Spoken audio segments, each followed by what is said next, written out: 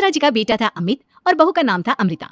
सुमित्रा जी की बहू की बातें सुनकर ऐसा लगता था कि जैसे वो बहुत इंटेलिजेंट है, क्योंकि उससे कभी भी कोई भी सवाल पूछो फट से जवाब दे देती थी। अरे भाई, उसके जवाब से तो गूगल भी पीछे रह जाता था। और इसलिए कम से कम सुमित्रा जी के घर में तो किसी को भी गूगल की जरूरत ही नहीं पड़ती थी। जब भी घर में कोई बात चलती, कोई कुछ भी कहता, तो अमृता फट से कह देती, ये तो मेरे साथ भी हुआ था, मुझे इसके बारे में सब मालूम है। एक दिन सुमित्रा जी अमित और अपनी बहू अमृता के साथ अमित के बुआ जी, फूफा जी यानी कि मुकेश और उर्मिला जी के यहाँ पर मिलने के लिए गए। अरे बहुत अच्छा किया अमित बेटा, इतने दिनों के बाद आए हो तुम। हाँ सुमित्रा भाभी, कभी तो आ जाया करिए अपने बच्चों को लेकर। आपकी बहू के आने से तो हमारे घर में भी रौनक आ गई है।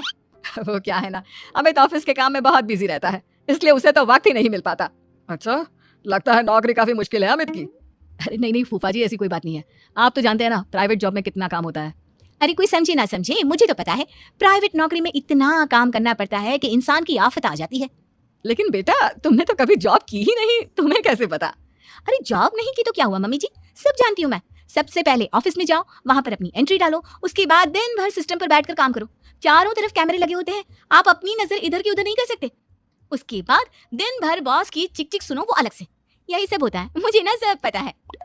अरे बहू रानी तो काफी इंटेलिजेंट है, हर बात की खबर है इसको। थोड़ी देर बाद, अब देखिए सुमित्रा भाभी, इतने दिनों के बाद आई हैं आप, खाना खाकर ही जाना, ऐसे तो मैं आपको जाने नहीं दूंगी। वैसे बुआ जी, खाने में क्या बनाया है? वो क्या है ना बेटा, आज तुम्हारी बुआ जी की तबीयत थोड़ी ठीक नहीं थी, इसलिए हमने सोचा कि जब तुम लोग यहाँ आ जाओगे तो बाहर से खाना मंगवा लेंगे और साथ में बैठकर खाएंगे। लेकिन बस प्रॉब्लम इतनी सी है कि मुझे बाहर से खाना ऑर्डर करना नहीं आता। सोचा जब अमित आएगा तो उसी को बोल दूंगी।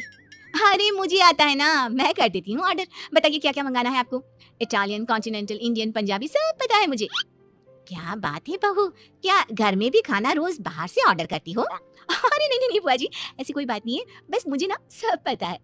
कोई बात नहीं अमृता, मैं अपने फोन से ऑर्डर कर देता हूँ। अरे क्या बात है, आजकल ऑनलाइन डिलीवरी पर कोई ऑफर नहीं चल रहा है, वरना काफी पैसे बच जाते। कैसी बात करते हैं अमित, मैं कह रही हूँ ना मुझे सब पता है।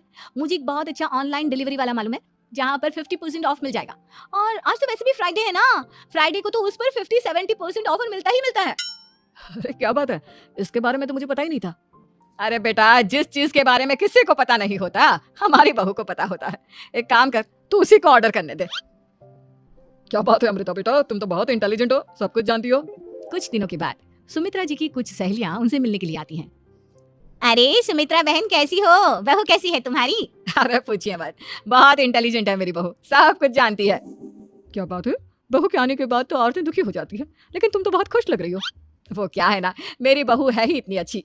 अरे तो बुलाओ ना, हमारे साथ बैठेगी, बातें करेंगी तो हमें भी अच्छा लगेगा। सुमित्रा जी अमृता को बाहर बुलाती हैं और उसके बाद सब लोग बातें करने लगते हैं। क्या बताऊं, कुछ दिनों से घुटनों में इतना दर्द हो रहा है कि चला भी नहीं जाता। अब बुढ़ापे में तो ये सब चलता ही रहता है, क्या कर सकते हैं। आंटी जी, आप योगा करिए, योगा और साथ में ना काले तिल खाया करिए, आपके घुटनों का दर्द भाग जाएगा। लेकिन तुमको ये सब कैसे पता बेटा? अरे मेरे भी घुटनों में दर्द होने लगा था, मैंने योगा किया और काले तिल के साथ गुड़ मिलाकर उनके लड्डू बनाकर खाए, एकदम ठीक हो गए मेरे पैर। अमृता, ये तुम क्या कह रही हो, इतनी कम उम्र में तुम्हारे पैरों में दर्द कैसे हो सकता है? अरे मम्मी जी, सच कह रही हूँ, एक बार अगर कोई ये नुस्खा अपना लेना बस मजा आ जाए। ठीक है बेटा, अगर तुम कहती हो तो मैं ये करके देखती हूँ। मुझे सब पता है आंटी जी, ये मेरे साथ हो चुका है, इसीलिए तो बता रही हूँ मैं आपको, ऐसे नहीं बताती किसी को। कुछ दिनों के बाद अमित अमृता को अपने दोस्तों के साथ घूमने के लिए ले जाता है। क्या यार, क्या जिंदगी हो गई है, सारा दिन ऑफिस का काम करते रहो, अपनी हेल्थ पर तो ध्यान ही नहीं दे सकते। अरे क्यों नहीं दे सकते अपनी हेल्थ पर ध्यान, सब दे सकते हैं, इंसान चाहे तो कुछ भी कर सकता है। क्या बात है भाभी, आप इतनी श्योरिटी के साथ कैसे कह सकती हैं? अरे आजकल ना एक से एक एप्लीकेशन है मार्केट में, और जानते हैं उसमें कुछ एक्सरसाइज तो ऐसी बताते हैं जिन्हें आप अपने ऑफिस में बैठे बैठे, मेरा मतलब लैपटॉप पर काम करते करते भी कर सकते हैं। अमृता, ऐसी एक्सरसाइज के बारे में तो मुझे भी नहीं पता था, तुम्हें कैसे मालूम? अरे मुझे सब पता है, हर चीज की खबर रखती हूँ मैं, जानते हैं ना आप। लेकिन ऐसी कौन सी एप्लीकेशन है और ऐसी कौन सी एक्सरसाइज है भाभी?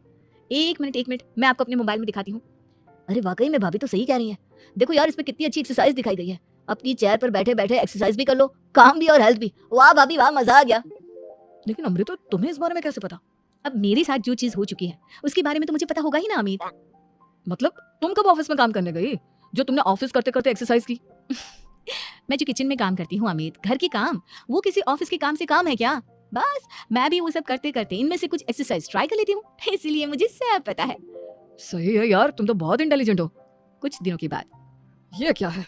एक दोस्त ने मेरे साथ एक मजाक किया है, लेकिन समझ में ही नहीं आ रहा।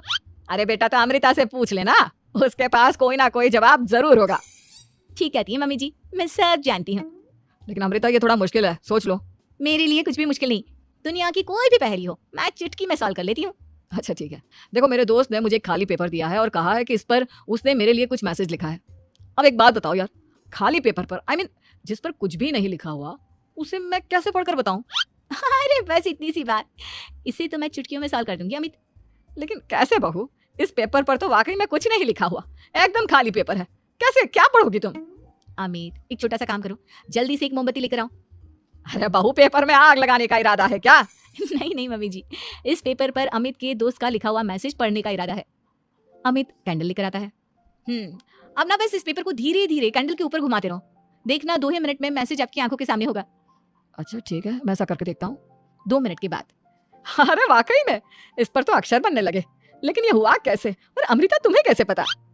बहुत सिंपल है मम्मी जी, अमित के दोस्त ने नींबू के रस से मैसेज लिखकर उसे सुखा दिया। अब अगर मैसेज पढ़ना हो ना तो पेपर को आग के सामने ले जाओ और लेटर्स अपने आप उभर कर आ जाते हैं। वाह बहू, लेकिन तुम ये सब कैसे जानती हो? अरे मम्मी जी, जब मैं छोटी थी ना तो अपनी सहेलियों के साथ ऐसे ही गेम खेला करती थी। ये तो मेरे साथ कितनी बार हो चुका है, मुझे सब पता है। थैंक यू यार अमृता, तुम्हारी वजह से हमें कुछ भी सोचने की जरूरत ही नहीं पड़ती, तुम सब कुछ बता देती हो। कुछ दिनों के बाद सुमित्रा जी को अमृता के प्रेग्नेंट होने की खुशखबरी मिलती है और सुमित्रा जी अमृता को डॉक्टर के यहाँ लेकर जाती है। देखिए सुमित्रा जी, आपकी बहू की तबीयत बिल्कुल ठीक है, किसी भी तरह की चिंता करने की कोई जरूरत नहीं है, लेकिन हाँ, उनको आयरन वाली डाइट खाने की बहुत जरूरत है। ठीक है डॉक्टर साहब, आप बता दीजिए मैं अपनी बहू को क्या क्या खिलाऊं ताकि उसकी तबीयत ठीक रहे और आने वाले बच्चे की भी। अरे मम्मी जी, इसमें डॉक्टर से पूछने की क्या जरूरत है, किशमिश है, अनार है, पालक है, ये सब खाना चाहिए, आयरन का लेवल बिल्कुल बराबर रहता है। अरे वाह, आपकी बहू तो सब कुछ पहले से ही जानती है। ये तो बहुत अच्छी बात है।